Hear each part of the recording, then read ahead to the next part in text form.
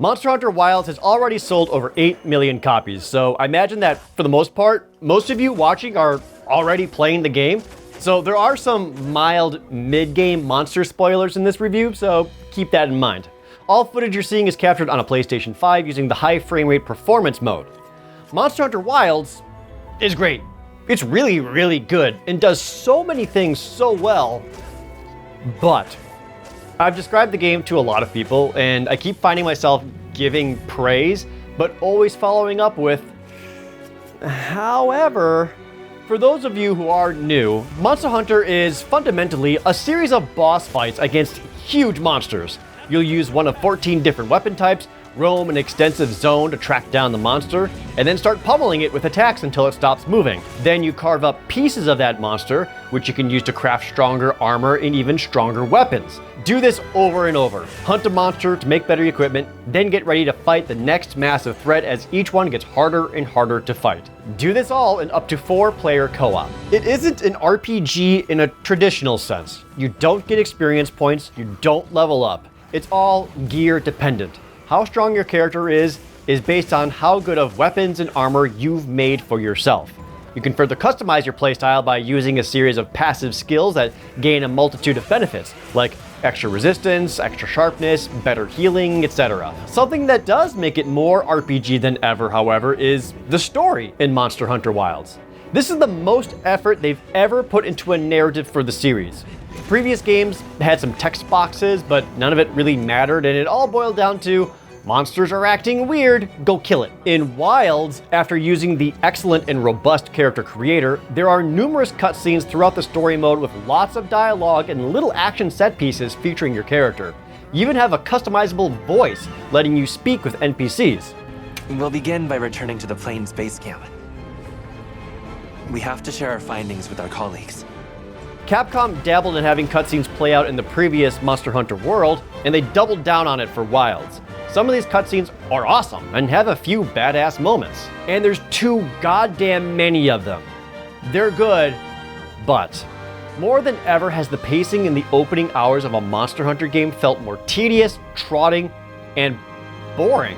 Some of these cutscenes go on for way longer than they really should, and there are a lot of walk and talk gameplay moments where you have to go slowly to a certain point while NPCs talk at you. And if you try to wander off the path because you see something you want to go collect, they force you back onto the path. It's odd because of all the games in the series, Wilds does the best job of getting you right into the action and fighting big monsters right away, faster and smoother than ever before. But at the same time, it gets constantly bogged down by cinematics that don't really amount to anything and constantly take control away from the player. I wouldn't complain about this so much if the story was gripping with interesting characters and emotional investment. It does not have that. Yes, things are happening and characters are explaining why things are happening, but there's no reason to care and nothing to pull you into it. I would call the story serviceable, but it's too obstructive to call it that. It gets less intrusive after you roll credits around the 10 to 12 hour mark, once you get into the real meat of the game and can focus on the hunts thankfully, but up until that point, you will get exhausted by the sheer amount of lengthy cutscenes. The gameplay still rules though.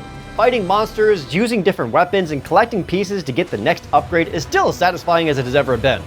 I've also been a Sword and Shield main since the series debuted like 2 decades ago, so that's all the gameplay you're going to see from me.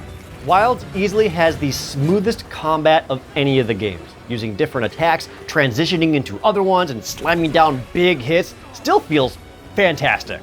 New combat mechanics include some weapons getting power struggles where you block a monster's attack and have to fight to push it back. Heavy hitting weapons now have an offset attack, allowing them to topple monsters and interrupt their incoming attack. All of it is great.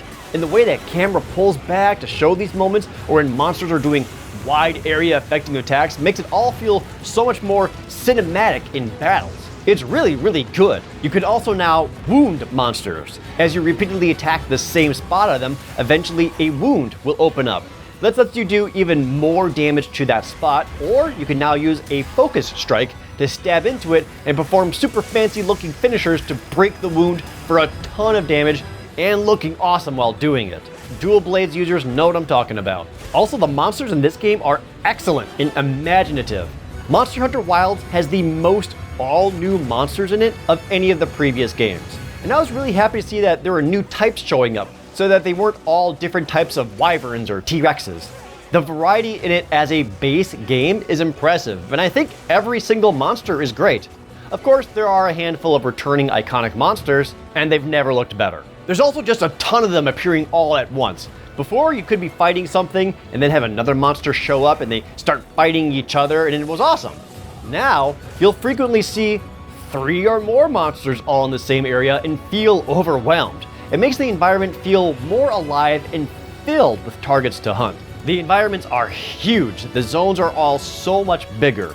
Returning is all the interactables in each environment, like healing flowers and bugs, flash flies, rocks you can pull down onto monsters, and things like that.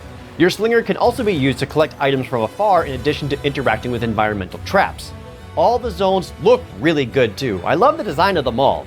The day-night cycle adds some visual variety, and now there can be 3 weather changes for each one, changing hazards and which monsters can even appear. For the first time, Monster Hunter Wilds is also an interconnected open world. Sort of. There are still zones basically, like one is a desert, one's a forest, the ice place, like that. But you're able to walk through one area to transition into the next. You can walk through the desert and end up in the forest area. But you're never going to do that.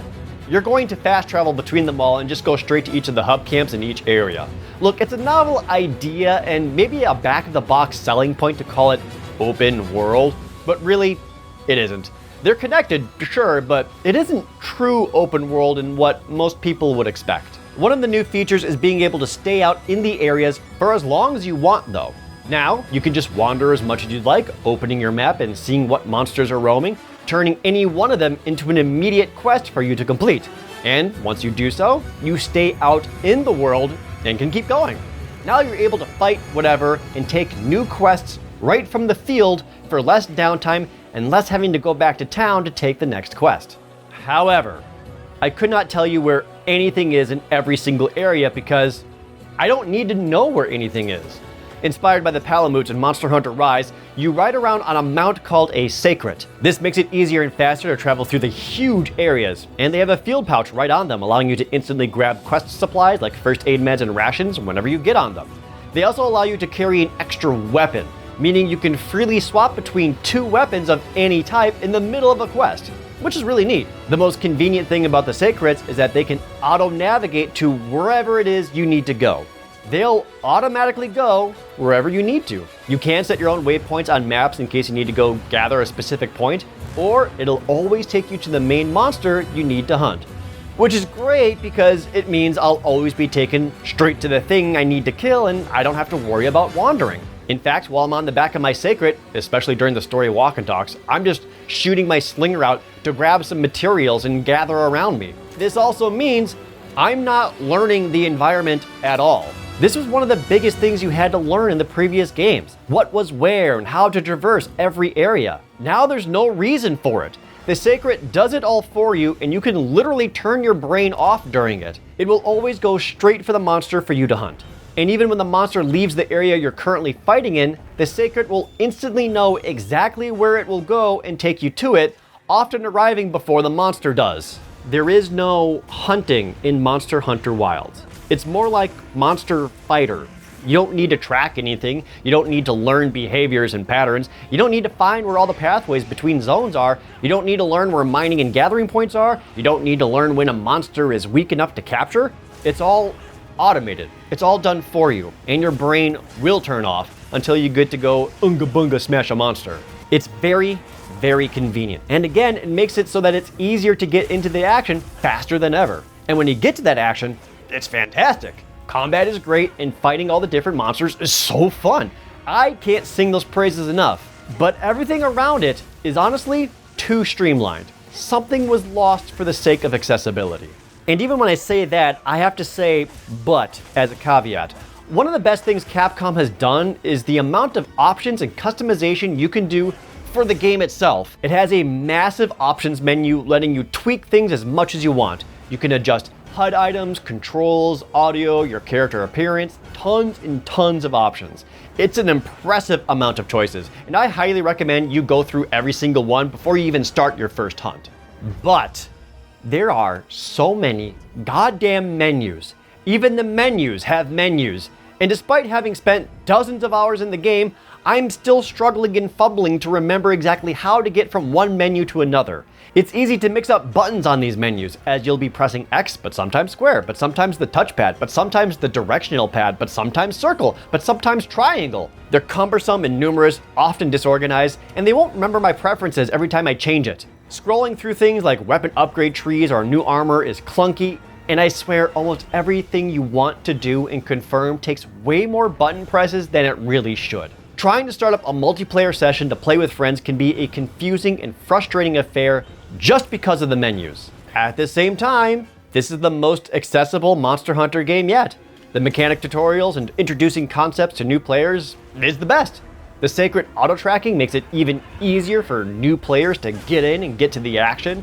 If you've never played the Monster Hunter series before, Monster Hunter Wilds is the best one to start with because it does the best job of teaching you how to play the game. I've had plenty of people ask me, is it better than Monster Hunter World? And that's kind of a tough question to answer. Monster Hunter Wilds is still at its base game, whereas World got a ton of free updates to add in more monsters and an entire expansion to add in tons more. So you'd have to compare Monster Hunter Wilds to the base game of Monster Hunter World, which I'm gonna be honest, I can't remember that well. It's hard to distinguish when it was still base game versus all the updates.